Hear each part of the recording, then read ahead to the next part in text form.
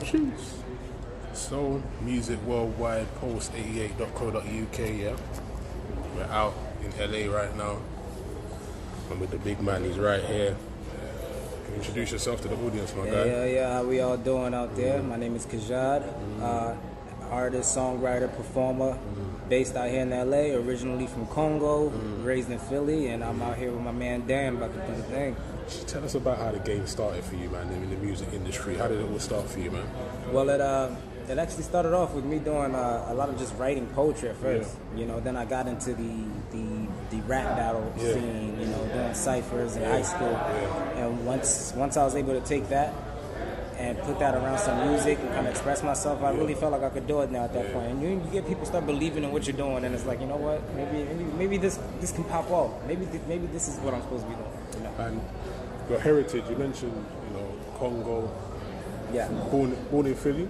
Born in Congo. Born in Congo. Yeah, raised in Philly. Raised in Philly. Yeah. Tell us about how that's influenced your music. Big time.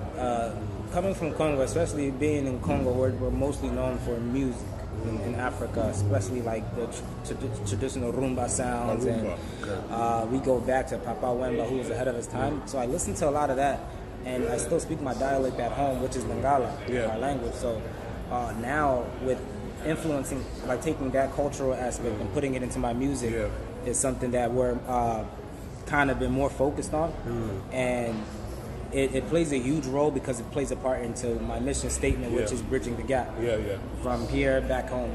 I love that, man.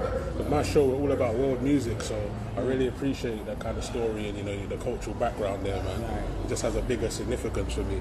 And what I'm feeling from you right now, I feel like there's like a musical influence with, I feel like there's some Wyclef in there, a bit of Little Wayne. Sometimes I hear that kind of essence. Would you say that's a fair? Yeah, definitely. Wyclef played a huge part as well. Musically, very gifted. Since the Fugees, man, when I was listening to the Fugees, Wyclef definitely stood out. And I can definitely hear where the Little Wayne comes in when it comes to how you format certain lyrics or punchlines and things like that. I can respect that a lot. They're both big artists, and so it's honest. And you got a big record right now, Mama Lemonade. What is it about? I feel like Mama's Lemonade, I feel like it's more an American kind of thing, like where Mum makes a special lemonade kind of vibe. Right. And it kind of got that homely, warmly touch that you just never forget. What made you write about that, man?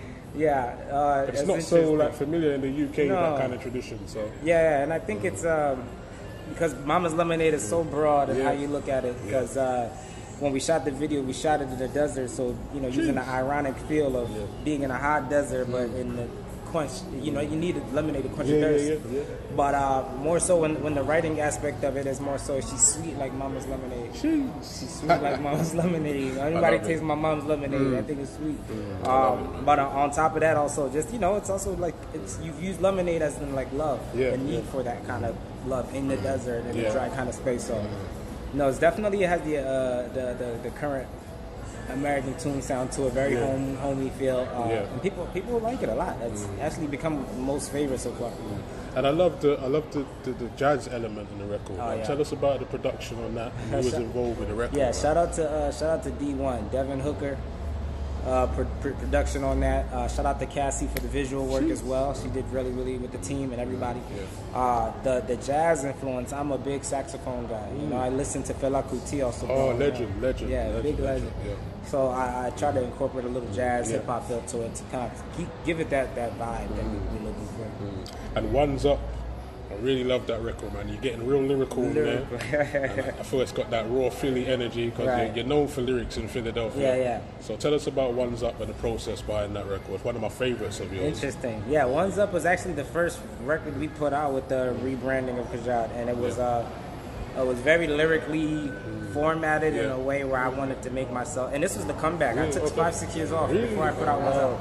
So when I put that out, it was more so, it's also a confidence booster for myself. Like, I can still get it in. Still got it in. Yeah, I can still get it in. You can get it in for sure, bro. Right. And you even incorporated some singing elements on that record as well. And you've got a real kind of singing and rapping style. And I feel they're very different at the same time as well. When you rap, I feel like you're even two separate people with the styles.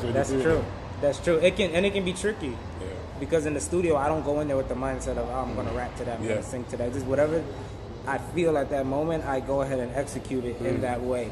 Now, I do feel like there's a split personality. Yeah. There's the rapper Kajad, and then there's the more melodic singing Kajad.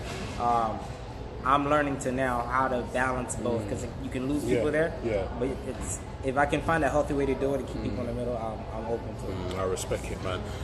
And Casanova, you know, I met him in the UK at St. John gig, St. John at listening party, and just after he went back to the States, I think he dropped the Soul Brooklyn challenge. Right. That went worldwide and global. Loads of people doing different freestyles. Right. That was a real strong record of him and Fabulous. Right. And you done the Soul Philly challenge, and you were going in extra hard as well. Tell us about why you wanted to jump on that freestyle record, man. Nah, that's an interesting point, because one, shout out to Casanova, great marketing technique. It worked very well, and then it put out a lot of talent for people who were unheard of. Yeah. But when I heard it, you know, I saw Philly was really taking over the challenge. More Philly rappers kept coming out, so it was only right. It was only right that I go ahead and make myself a part of it, and I'll do what I can to put Philly on the map also.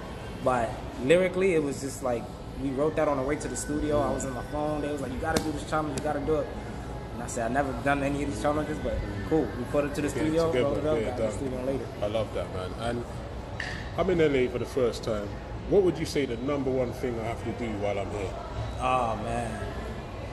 I don't know how big marijuana is in the UK. But you got to try some of the Cali Kush just to try it. But definitely the foods, man. Tacos are great out here. The beaches, you know, women, weed, and weather. Okay. People come to LA for most, and then the business is always there. We passed through Santa Monica yesterday, so we're just dipping our feet at the moment. All right, cool. Santa Monica's a great start. Yeah, it's a good start, you know. And we do a thing on my show, we call it the language check. So every artist I've ever interviewed, they give me some kind of slang or terminology that you use that no one's ever heard. No one's ever heard, but something that you use with your crew and your people, then, you know, that you can share with us right now. Let's see. From a Philly standpoint. Yeah, that would be sick. On a Philly standpoint, we were like, hey, yo, run that joint back.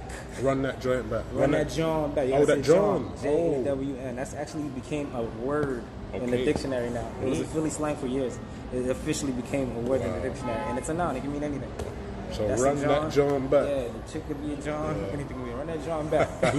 I love that. So we're gonna run that John back. You know, I love it. So we just checked here with the language check right there. And you know, in the UK, are you familiar with some of the UK artists in England? Yeah, I've actually been listening to a lot. J Hus, I know he released some recently. I gotta go check out. I would love to work with Little Sims one day. Oh, Little Sims is cold, right? I love Little Sims. Santana Dave, Young Bane, Kojo Funds. Know your stuff. I love it. I want to work with all those artists. I think there's a lot of talent there. Wretch 32. Wretch 32. Oh, clap. Just dropped a brand new album as well, man. I gotta check that out then too. It's called Pon Reflection. Check that out, man. It's dope, man. Very lyrical monster. Yeah, that's good. That's something. I'm so glad to hear that, man. We put it out in the world, and hopefully it will happen, man. Please, make it connect, bro. We can make big things happen. Yeah, definitely. And if there was one worldwide collaboration that you would do right now, featuring an MC, a singer, and a producer, who would it be right now for you? Like, this would be your number one collaboration. Number one collaboration. So an MC, a singer, and a producer. Come here. MC is tough, but I'm gonna have to go with. Can I pick one today and one in the past, or should I pick one? Pick one. I'm gonna go with Q-Tip from a Tribe Called Quest. Q-Tip, yeah, that's dope, man. I would love to do a song with Q-Tip. Played a big part of me learning English when I came here. Wow. Producer I would like to work with would be Ryan Leslie. Oh, Ryan Leslie. I like Ryan Leslie. Very gifted musician. A singer. Adam, you do me a huge favor. Dead or alive? Who? Dead or alive? Yeah, Dead or Alive. Why not? Amy Winehouse, man. Amy Winehouse, a legend. Man. you know, I was in one of her music videos. Really? For Valerie. Wow, I gotta check that out. I can spot you. Yeah, man. One of her classic records before she passed. Wow. Man. God bless her. Amy Winehouse has a nice voice too.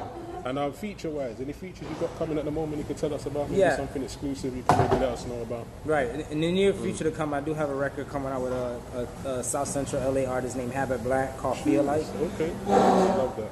That's going to be coming out soon. And then I have a few Afrobeat artists that I'm working with. I can't really mention their names right now, but definitely very, very soon. It'll be a good surprise for everyone. Yeah, I love that, man.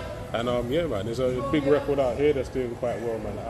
Afrobeat cycle, Afrobeat, he's doing his thing real heavy, man. Yeah, I saw him in Atlanta. Very good guy. Yeah, man, he's got some good songs. And you know, what's to come for the rest of the year, man? What would you know, rest of the year going into 2020? What's the goal right now for you, bro? Right. I think honestly the goal would be to finish off a few visuals to end the year off with, but in the same process, we're already planning for January, February, March to be able to put something new. So be on the lookout for a new project coming out the top of 2020. Okay. So it's going to be just a nice little rollout going into the year. That's perfect, man. Well, Kajad, man, Dan Blake, it's been a pleasure to have you, man. Great to be out. One day we can do this in London. Yeah, definitely. Yeah? You have to come to London. I got you, man. I just got to come in the summertime. It's cold. Definitely. It's very cold right now. You don't want to come right now. You'll freeze to death, bro. But we're loving the Cali weather. We're right here. We're in the dream Hollywood. Dan Blake, Kajad. Peace. Cheers.